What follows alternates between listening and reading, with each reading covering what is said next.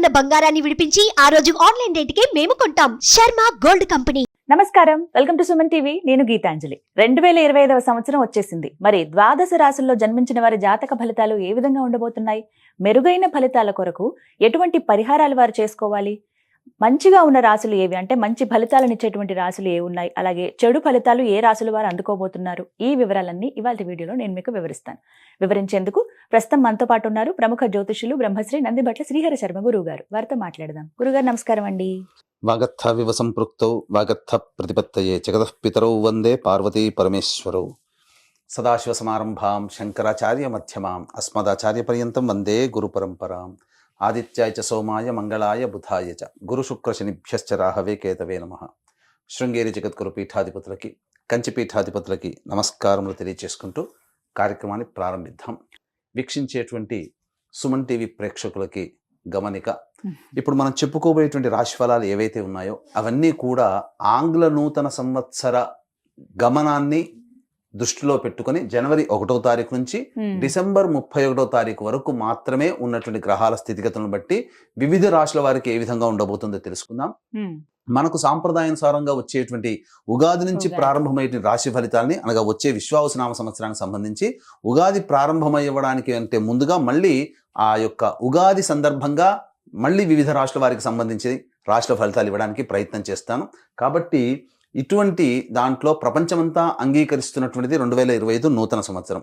అదేవిధంగా మనము కూడా ఆంగ్ల నూతన సంవత్సరం అనేటువంటి భావనతో ఈ యొక్క కార్యక్రమం చేస్తున్నాం. అదే ఉగాది నాడైతే మార్చి 29వ తారీఖు నుంచి మళ్ళీ 2026-28 వరకు ఉండేటువంటి గమనం వరకు ఉండేది చెప్పేటువంటిది. అవి మనం మరియు వీడియోలో తెలియజేసుకుందాం. అదే అడగబోతున్నాను గురుగారు. అంటే సాధారణంగా ఒకటే ప్రశ్న అడుగుతారు, ఉగాది కదా అసలు చెప్పాలి జాతక ఫలితాలు అనేవి, ఈ లోపు ఏంటి అంటే ఒక సాంప్రదాయంగా అది కొనసాగిపోతుంది. అంటే మనకేమని చెప్పబడింది అంటే, ధర్మం ఏం చెప్పబడింది శాస్త్రంలో అంటేనమ్మా, ప్రపంచమంతా ఏది ఒక విషయం గురించి ఒక తాటి మీద ఉంటుందో అది ధర్మమే కూర్చుంటుంది, శాస్త్రమే కూర్చుంటున్నాం.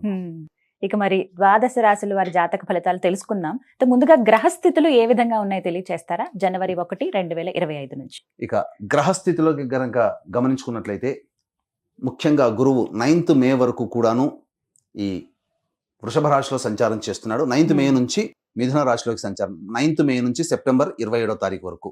ఇక సెప్టెంబర్ 28 నుంచి నవంబర్ 11వ తారీఖు వరకు కర్కాటక రాశిలో.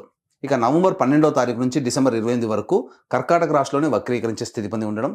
ఇక శని భగవాన్ల వారిని కనుక చూసుకున్నట్లయితే 15 ఏప్రిల్ వరకు కుంభరాశిలో సంచారం చేస్తున్నారు. 16 ఏప్రిల్ నుంచి అక్టోబర్ 9వ తారీఖు వరకు మీనరాశిలో సంచారం. ఈ మధ్య కాలంలో జూలై 8వ తారీఖు నుంచి వక్రీకరించి మీనరాశిలోనే సంచారం చేస్తున్నాడు. అలాగే అక్టోబర్ 10వ తారీఖు నుంచి కుంభరాశిలో సంచారం చేస్తూ వక్రీకరించి కుంభరాశిలో, నవంబర్ 26వ తారీఖు నుంచి వక్రత్యాగము శని భగవాన్ల వారు చేస్తున్నారు. ఇక రాహుకేతులు కనుక చూసుకున్నట్లయితే 15 మే వరకు కేతువు కన్యలో మరియు రాహువు మీనరాశిలోకి, అలాగే 16 మే నుంచి సింహరాశిలో కేతువు, అలాగే కుంభరాశిలో 16 మే నుంచి రాహుగ్రహ సంచారం జరుగుతుంది. ఇక్కడ గమనించుకున్నట్లయితే ఇక్కడ వీక్షించేటువంటి ప్రేక్షకులకు అందరికీ తెలియజేయాల్సినటువంటి అంశం ఏంటంటే, ముఖ్యంగా అందరూ ఈ ద్వాదశ రాశుల గురించి రాగానే అందరూ ఆలోచించేటువంటిది ముఖ్యంగా శని దోషం, ఏలినాడు శని, అష్టమ శని, అర్ధాష్టమ శని, కంటక శని, యోగ శని, ఈ శని దోషాలు. అయితే ఇక్కడ 15 ఏప్రిల్ వరకు శని కుంభరాశిలో సంచారం చేస్తూ 16 ఏప్రిల్ నుంచి మీనరాశిలోకి సంచారం చేస్తున్నా, ఈ యొక్క జూలై 8 నుంచి మీనరాశిలోనే సంచారం చేస్తూ వక్రీకరించినటువంటి కారణం చేత మళ్ళీ ఈ కుంభరాశి ఫలితాన్ని ఇస్తాడు. అక్టోబర్ 10న కుంభరాశిలోనే వక్రీకరించి ఉన్నటువంటి స్థితిగతుల చేత ఏమవుతుంది, మళ్ళీ మకర రాశి ఫలితాన్ని శని భగవానులు ఇస్తారు. కాబట్టి అర్థం చేసుకోవాల్సినటువంటి అంశం ఏంటంటే, ఎవరికి కూడాను ఈ సంవత్సరం శని భగవానుడు యోగదాయకంగా పూర్తిగా లేడు.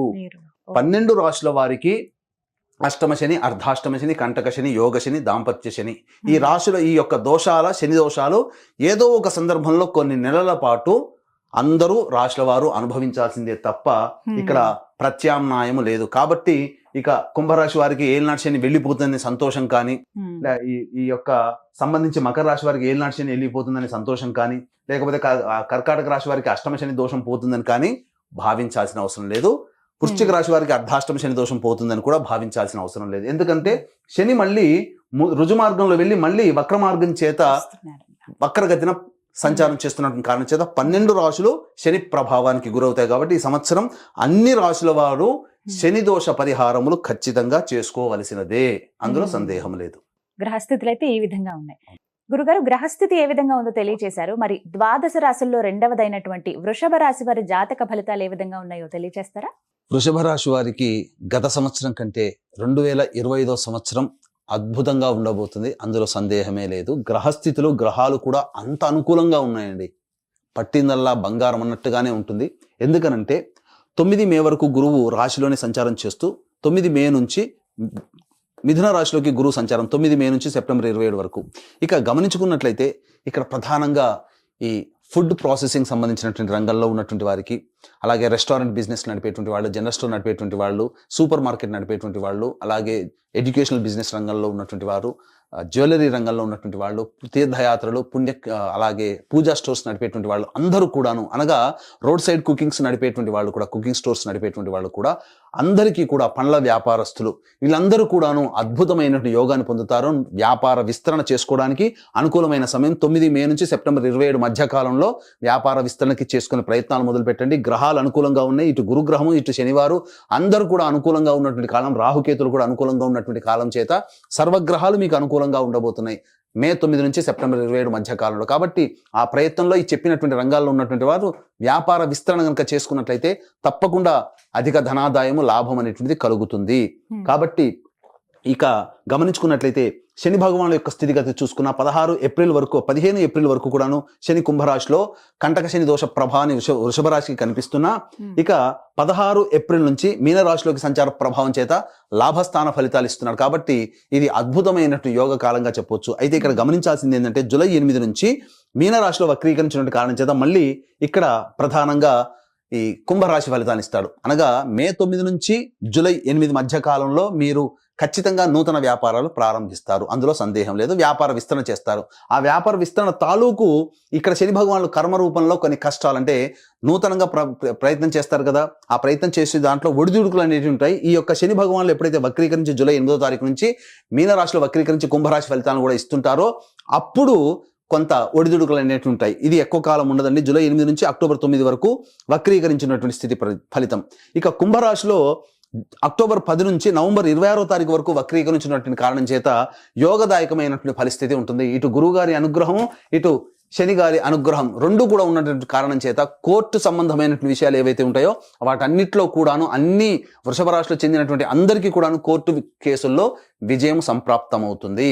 ఇక ముఖ్యంగా శని గారు అనుకూలించినటువంటి ఈ సమయంలో, అనగా ఏప్రిల్ 16వ తారీఖు నుంచి ఈ జూలై 8వ తారీఖు వరకు కూడాను లాభరాశిలో సంచారం చేస్తున్నట్టు కారణం చేత ఇక్కడ ప్రధానంగా స్టీల్ రంగంలో ఉన్నటువంటి వాళ్ళు, అలాగే ఎడిబుల్ ఆయిల్స్, పెట్రోలియం బిజినెస్లో ఉన్నటువంటి వాళ్ళు, అలాగే రిఫ్రిజిరేటర్స్ అనగా ఏసీ కూలర్స్ పనిచేసేటువంటి రంగంలో ఉన్నటువంటి వాళ్ళు, అలాగే తోలు చర్మ సంబంధమైనటువంటి పరిశ్రమలో ఉన్నటువంటి వాళ్ళకందరికీ కూడాను అధిక ధనాదాయం ఉంటుంది. నూతన ప్రాజెక్టులు వారి చేతికి అందడం ఈ 2025లో బిజీ అయిపోతారు. చెప్పినటువంటి రాశిలో శనిగ్రహ ప్రభావం వలన, ముఖ్యంగా గురు శని యొక్క ప్రభావం వలన ఏ రంగంలో ఉన్నటువంటి వాళ్ళకైనా కానీ కింది స్థాయి ఉద్యోగస్తుల యొక్క సహాయ సహకారం ఉండడం వల్ల వాళ్ళ యొక్క సంకల్పాలన్నీ కూడాను అతి వేగవంతంగా అతి వేగవంతంగా పూర్తి చేసుకోగలుగుతారు, మీ స్థానాన్ని నిరూపించుకోగలుగుతారు. అయితే ఇక్కడ గమనించాల్సినటువంటి అంశం ఏంటంటే ప్రధానంగా ఈ సంబంధించినటువంటి రాజకీయ రంగంలో ఉన్నటువంటి వారికి, వృషభ రాశిలో జన్మించినటువంటి వారికి అద్భుతమైనటువంటి యోగ కాలంగా చెప్పబడి ఉంటుంది.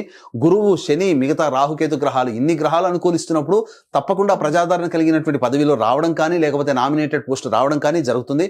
అలాగే ఈ యొక్క రంగంలో జన్మించినటువంటి, ఈ యొక్క రాశిలో జన్మించినటువంటి ఉద్యోగస్తులు ఎవరైతే ఉంటారో ఖచ్చితంగా వారికి ప్రమోషన్స్తో కూడుకున్నటువంటి బదిలీలో కోరుకున్న చోటికి ఇచ్చా ఉద్యోగ ప్రాప్తి అనేటువంటిది ఉంటుంది. నిరుద్యోగస్తులు ఖచ్చితంగా తప్పకుండా నూతన ఉద్యోగంలో ఉంటారు. ఇక వివాహం కావాల్సినటువంటి అబ్బాయిలకి, అమ్మాయిలకి కనుక చూసుకున్నట్లయితే ఈ యొక్క మిథున రాశిలో జన్మించిన, ఈ యొక్క వృషభ రాశిలో జన్మించినటువంటి వారికి ప్రధానంగా మే 8వ తారీఖు వరకు యోగదాయకమైనటువంటి పరిస్థితి.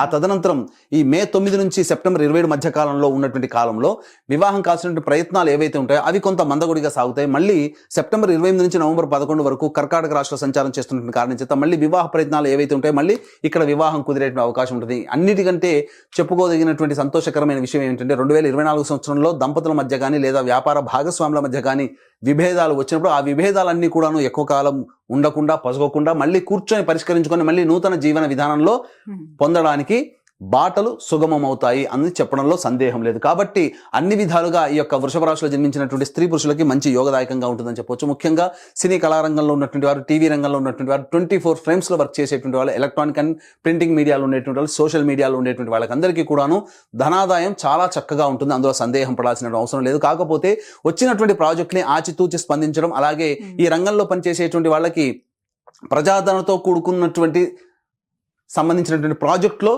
మీరు భాగస్థులు అవుతారు. తద్వారా మీ కీర్తి ప్రతిష్టలు పెరుగుతాయి.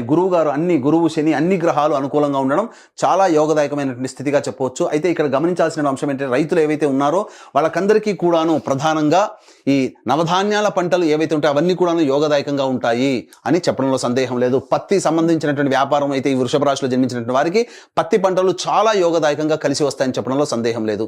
ఇక గమనించుకున్నట్లయితే ఈ యొక్క గురుగ్రహ ప్రభావం, శనిగ్రహ ప్రభావం, రాహుకేతుల ప్రభావం ఈ కారణం చేత విద్యార్థులు అధిక శాతంతో ఉత్తీర్ణతో పాస్ అవ్వడం, అలాగే కోరుకున్న చోట విద్యా వ్యవస్థలో ఉండడం, విదేశీయానం, విదేశీ సంబంధించినటువంటి ఏవైతే ప్రయత్నాలు ఉంటాయో అవన్నీ కూడా మే 9 నుంచి సెప్టెంబర్ 27 మధ్య కాలంలో విదేశీయానానికి, విదేశీ విద్యకు అనుకూలమైనటువంటి సమయంగా చెప్పబడి ఉంటుంది. అయితే ఇక్కడ సంబంధించినటువంటి లాయర్ వ్యాపారస్తులు అనగా లాయర్ రంగంలో ఉన్నటువంటి వాళ్ళకి జడ్జిగా ప్రమోషన్స్ రావడం కానీ, లేదా మంచి పోస్ట్లో, నామినేటెడ్ పోస్ట్లో, గవర్నమెంట్ పోస్ట్లో ఉండడం కానీ ఈ వృషభ రాశిలో జన్మించిన వారికి వస్తుంది. అలాగే రియల్ ఎస్టేట్ రంగంలో ఉన్నటువంటి వారికి పెట్టుబడులు ఏవైతే పెడతారో వాటికి ఇబ్బడి ముబ్బడిగా వారికి ధనాదాయం బాగుంటుంది. అన్ని విధాలుగా ఈ యొక్క వృషభ రాశిలో జన్మించినటువంటి స్త్రీ పురుషులకు అందరికీ బాగుంటుంది. ముఖ్యంగా స్త్రీలకి గనక గమనించుకున్నట్లయితే ఈ యొక్క వృషభ రాశిలో జన్మించినటువంటి స్త్రీలకి పదవి లభిస్తుంది.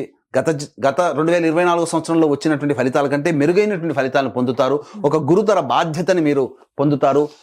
ఏ సంస్థలో మీరు వర్క్ చేస్తుంటారో ఆ వర్క్లో, ఆ సంస్థలో మీకు బాధ్యతాయుతమైనటువంటి పదవి మీకు లభించబోతుంది. కాబట్టి అన్ని రకాలుగా యోగదాయకంగా ఉంటుంది. అయితే కొన్నిసార్లు ఆరోగ్య పరిస్థితిని కూడా శ్రద్ధ వహించాల్సినటువంటి పరిస్థితి. ఈ యొక్క సంబంధించినటువంటి వృషభ రాశిలో జన్మించినటువంటి అన్ని రంగాల వారు ప్రధానంగా వాహనాన్ని నడిపేటప్పుడు జాగ్రత్తలు పాటించాలి.